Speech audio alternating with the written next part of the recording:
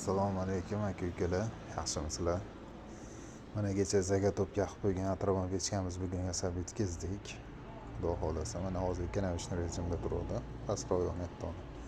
Bu krannidan hozir ko'proq ochib ko'ramiz, balandroq yonishini ham sizlarga ko'rsatish uchun. Moyni ko'proq ochsalaring balandroq yonadi. Balandroq yoqib isitgandan so'ng bir xil rejimga, ikkalamishni rejimga qo'yib yoqsalar ham bo'laveradi. Hozir yonidagi teshigidan ko'rsatamiz olovni balandlashishini. Ikkalamish rejimda mana bistro rejimga o'tyapti.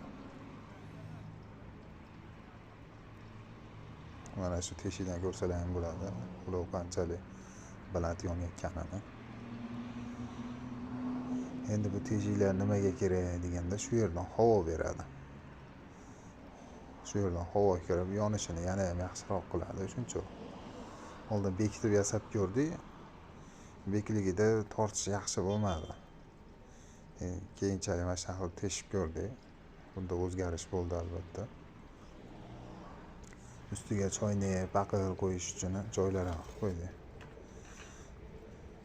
Hozir ustini yopgani narsa qo'ymaganligimiz uchun oddiy ana shu hozir olib qo'ygan tunikani ko'rishlaring mumkin. O'shani qo'yib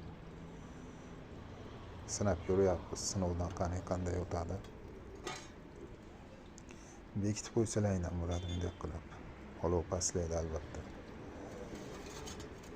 Past balandligiga qarab shunaqa qilib qo'yib qo'ysalaring ham bo'laveradi. Xudo xohlasa yaxshi